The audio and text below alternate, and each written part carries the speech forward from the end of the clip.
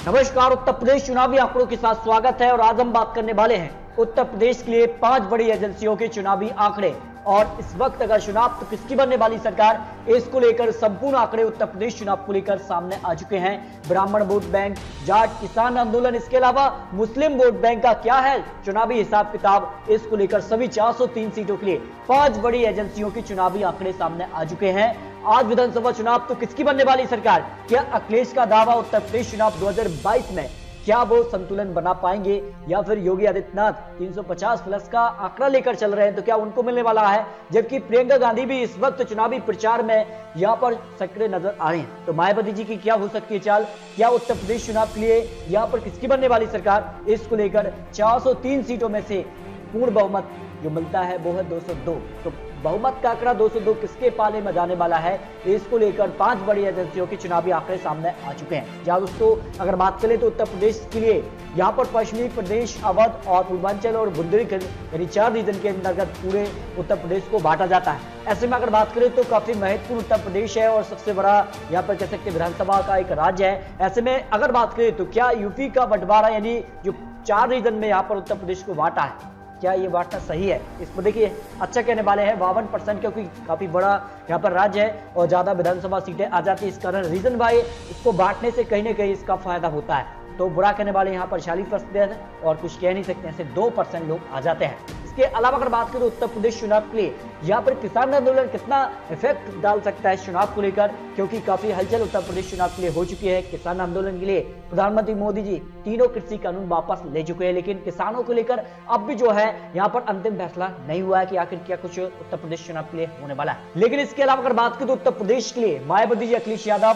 BJP, ये वो 4 बड़ी पार्टियां हैं जो उत्तर प्रदेश के लिए यहाँ पर मजबूत दिखाई दे रही हैं। लेकिन इससे और भी दिलचस्प बनाने के लिए कहीं ना कहीं क्षेत्रीय जो पार्टी हैं और क्षेत्रीय जो दल हैं वो कहीं ना कहीं एक महत्वपूर्ण भूमिका में आ सकते हैं। क्या यहाँ पर अखिलेश यादव जो दावा कर रहे हैं कि वो इस बार क्षेत्रीय दलों के साथ गठबंधन करके वो सरकार के आंकड़े तक पहुंचेंगे या नहीं, इसके लिए अगर बात करें तो अजहरुद्दीन ओवैसी और कांग्रेस पार्टी प्रियंका गांधी कहीं ना कहीं उत्तर प्रदेश चुनाव के लिए यहाँ पर मुस्लिम वोट बैंक पर एक मजबूत यहाँ पर दावेदारी पेश कर रहे हैं। क्या समाजवादी पार्टी का यहाँ पर साथ देंगे मुस्लिम वोटर या फिर अजहरुद्दीन ओवैसी चुनावी मैदान में, तो क्या उनको यहाँ पर अपना वोट देंगे या नहीं, इसके लिए अगर बात करें तो बीजेपी को भी यहाँ पर शिवसेना भी चुनावी मैदान की बात कर चुके हैं कि उत्तर प्रदेश चुनाव के लिए शिवसेना भी अब यहाँ पर चुनाव लड़ेगी। कितनी सीटों पर लड़ेगी, ये माना जा रहा है कि करीब 100 सीटों पर शिवसेना चुनाव लड़ सकती है। अगर 100 सीटों पर चुनाव लड़ती है तो कहीं ना कहीं इसका नुकसान क्या बीजेपी को होगा 2022 के लिए, इसको लेकर भी आपको कुछ महत्वपूर्ण आंकड़े देते हैं। लेकिन शुरुआत करते हैं पश्चिमी यूपी के लिए, जहां पर 15 जिलों की करीब 136 विधानसभा सीटें आ जाती हैं। उसमें अगर बात करें तो सबसे महत्वपूर्ण क्यों माना जा रहा है,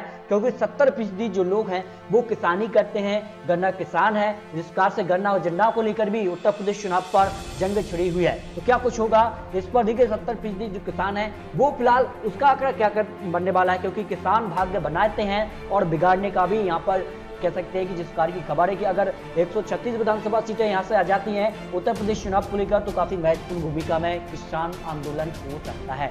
लेकिन किसानों की तीनों कृषि कानून जो हैं वो वापस हो चुके हैं, लेकिन किसान अभी MSP फिक्स पर अड़े हुए हैं। लेकिन इसके बाद क्या कुछ आंकड़ा बनेगा, लेकिन पूर्वांचल को लेकर यहाँ पर प्रधानमंत्री मोदी जी चुनावी मैदान में है, पश्चिमी यूपी हो, बुंदेलखंड हो या झांसी का जो एक महत्वपूर्ण क्षेत्र था उसको भी कहीं ना कहीं साधने का पूरा प्रयत्न किया है। और प्रधानमंत्री मोदी जी अब चुनावी मैदान में उतर चुके हैं उत्तर प्रदेश के लिए। पूर्वांचल एक्सप्रेस वे हो, यहाँ पर कह सकते हैं कि जिस कार से यहाँ पर एक्सप्रेस के का उद्घाटन किया है, इसके अलावा जिस कार से यहाँ पर बड़े बड़े दिग्गज नेता भी चुनावी मैदान में उतर चुके हैं, क्योंकि बीजेपी चाहती है कि 2017 के आंकड़े एक बार वो फिर से दोहराए, क्योंकि बीजेपी ने 2017 में 312 विधानसभा सीटें और यहाँ पर कह सकते हैं कि अपना दल ने यहाँ पर 9 और यहाँ पर BSSP ने 4 सीटें हासिल की थी, जबकि समाजवादी पार्टी कांग्रेस ने यहाँ पर ज्यादा सीटें नहीं मिली। यहाँ पर 47 सीटें यहाँ पर समाजवादी पार्टी को 2017 में मिली, BSP को 19 सीटें, अन्य खाते में 5 विधानसभा सीटें। यानी कहा जाए तो 2017 की तस्वीर बीजेपी दोहराना चाहती है, जबकि समाजवादी पार्टी 2012 के आंकड़े 2022 में यहाँ पर तय करने के लिए क्या कुछ आंकड़ा रह गया है। लेकिन अगर बात करें उत्तर प्रदेश के लिए सबसे घमासान यहाँ पर हो चुका है यहाँ पर मुस्लिम फैक्टर।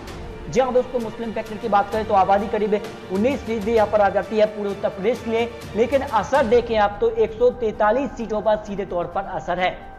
और ऐसे में अगर यहाँ पर अजहरुद्दीन ओवैसी इन 143 सीटों पर चुनावी मैदान में उतर जाते हैं तो इसका नुकसान यहाँ पर किसको हो सकता है। देखिए आंकड़ा कहता है कि यहाँ पर 2017 में एसपी कांग्रेस को वोट शेयर में अगर देखें मुस्लिम का तो करीब 70% मुस्लिम वोट जो है वो कांग्रेस और समाजवादी पार्टी को मिला।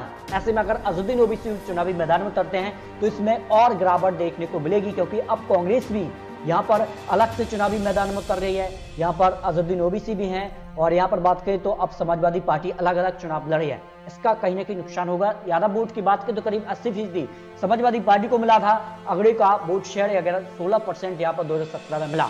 यदि उत्तर प्रदेश चुनाव के लिए काफी महत्वपूर्ण यहाँ पर हो सकते हैं। जबकि 2012 में जब समाजवादी पार्टी ने अपनी सरकार बनाई थी उस वक्त भी मुस्लिम वोट बैंक का सीधे तौर पर समर्थन समाजवादी पार्टी को मिला था।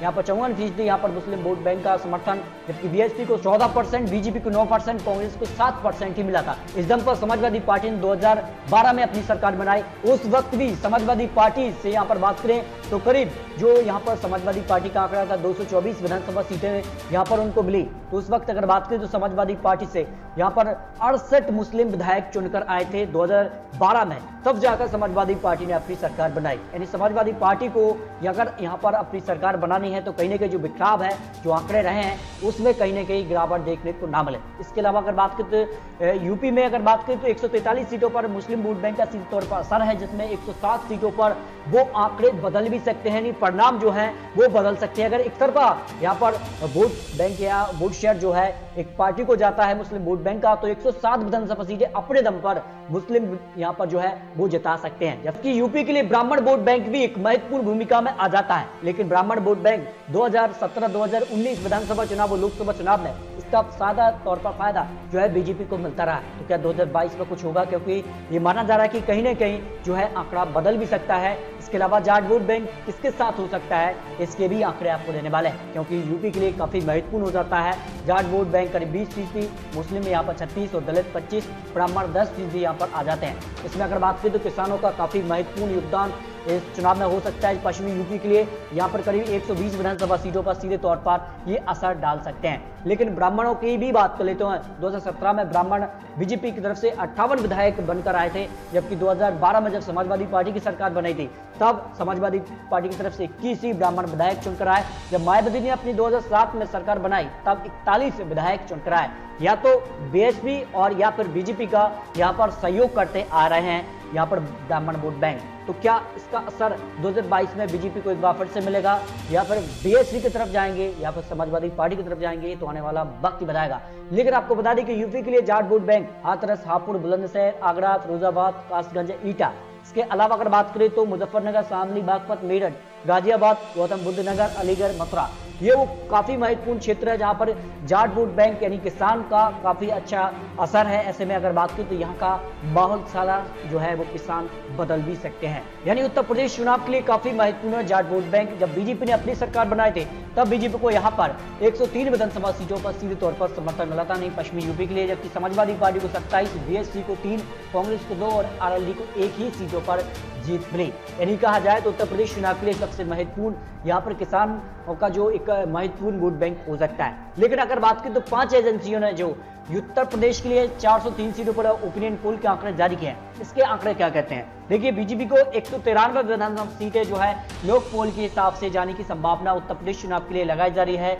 लोक पोल जो एजेंसी है वो अपने आंकड़े जारी किए हैं, इसमें 193 विधानसभा सीटें बीजेपी को जाने की संभावना है, समाजवादी पार्टी को 151 सीटें, यहाँ पर बीएसपी की बात करें तो 21 सीटें, कांग्रेस को 26 और अनेक खाते में 12 सीटें जाने की संभावना यहाँ पर लगाई जा रही है। आने वाले वक्त में क्या होगा, क्या यहाँ पर और भी यहाँ पर आंकड़े आने वाले हैं। लेकिन इसके अलावा अगर बात करें तो पैट्रियोटिक वोटर्स के अनुसार 403 सीटों के लिए बीजेपी को 241 सीटों पर जीत मिलने का अनुमान लगाया जा रहा है, जबकि समाजवादी पार्टी को 123, बीएसपी को 21, कांग्रेस को 7, आने के खाते में 11 विधानसभा सीटें जाने की संभावना उत्तर प्रदेश चुनाव को लेकर लगाई जा रही है। इसके अलावा अगर बात करें तो एबीपी सी वोटर के हिसाब से क्या कुछ आंकड़ा बन सकता है। 403 सीटों के लिए इस सर्वे के हिसाब से उत्तर प्रदेश चुनाव में हलचल तेज देखने को मिल रही है। 216 विधानसभा सीटें बीजेपी के लिए, समाजवादी पार्टी को 156, समाजवादी पार्टी को यहाँ पर फायदा होता नजर आ रहा है। लेकिन क्या वो बहुमत के आंकड़े तक पहुंचेंगे, क्योंकि बहुमत का आंकड़ा 202 विधानसभा सीटें रहता है। जबकि यहाँ पर बात कर लेते हैं तो जिस कार से यहाँ पर बीएसपी की तो 18 विधानसभा सीटें, कांग्रेस को 8 और अन्य खाते में 4 विधानसभा सीटें जाने का अनुमान यहाँ पर एबीपी न्यूज और सी वोटर ने लगाया है। इसके अलावा अगर बात करें तो टाइम्स नाउ पोल स्टार के हिसाब से क्या कुछ आंकड़ा 403 सीटों के लिए उत्तर प्रदेश के लिए बन सकता है। इस हिसाब से बीजेपी को 242 सीटें जाने की संभावना है, जबकि 122 सीटें समाजवादी पार्टी को, 30 विधानसभा सीटें यहाँ पर मायावती जी के लिए, 7 सीटें कांग्रेस को, 1 सीट आने के खाते में जाने की संभावना टाइम्स नाउ पोल स्टार ने लगाया है। यानी उत्तर प्रदेश में काफी हलचल तेज हो चुकी है। लेकिन यहां पर बात करें तो डीवी लाइव के अनुसार बीजेपी को 150 विधानसभा सीटें, समाजवादी पार्टी की 199 और यहां पर मायावती जी के लिए 16, कांग्रेस के लिए 28 आने खाते में एक भी सीट जाती नजर नहीं आ रही है। यानी अगर बात की जाए तो 5 एजेंसियों को जो आंकड़ा निकलकर सामने आ रहा है वो काफी चौंकाने वाला है। लेकिन आपको बता दें कि यूपी पंचायत चुनाव के आंकड़े भी आपको चौंका सकते हैं कि हाल ही में जो 2021 में पंचायत चुनाव के रिजल्ट थे उसमें अगर बात करें तो जिला पंचायत की कुल 3050 यहाँ पर जो सीटें थी उसमें बीजेपी को केवल 580 सीटों पर जीत मिली, जबकि समाजवादी पार्टी को 782 सीटों पर जीत मिली, बीएसपी को 321, कांग्रेस को 61 और अन्य के खाते में 1266 सीटों पर जीत मिली। यानी पंचायत चुनाव पर सबसे बड़ी पार्टी जो है वो समाजवादी पार्टी बनी। बीजेपी से भी ज्यादा सीटें समाजवादी पार्टी को पंचायत चुनाव 2021 में मिली। तो क्या इसका असर 2022 में देखने को मिलेगा, ये तो आने वाला वक्त ही बताएगा। लेकिन 5 एजेंसियों में कई एजेंसियां जो है समाजवादी पार्टी की सरकार बनाते नजर आ रहे हैं, तो कुछ एजेंसियां जो है वो यहाँ पर बीजेपी के आंकड़े तक यहाँ पर बहुमत का आंकड़ा दिखा रहा है। लेकिन दोस्तों आने वाले वक्त में क्या कुछ होगा ये तो आने वाला वक्त ही बताएगा। आखिर बीजेपी क्या अपनी सरकार बरकरार रखेगी, क्या योगी आदित्यनाथ वो मुख्यमंत्री बनेंगे जो लगातार 2 बार उत्तर प्रदेश के मुख्यमंत्री बनने का खिताब अपने नाम करेंगे, या फिर समाजवादी पार्टी 2022 में अपनी सरकार बनाने के आंकड़े तक पहुंचेगी या नहीं। इस पर अपनी राय कमेंट बॉक्स में जरूर रखिए, क्योंकि ये तो चुनावी आंकड़े, चुनावी अनुमान है। आने वाले वक्त में और भी एजेंसियां अपने अपने आंकड़े जरूर पेश करेंगे। तो दोस्तों मिलते हैं और सटीक महत्वपूर्ण आंकड़ों के साथ, अब तक के लिए जय हिंद, जय भारत।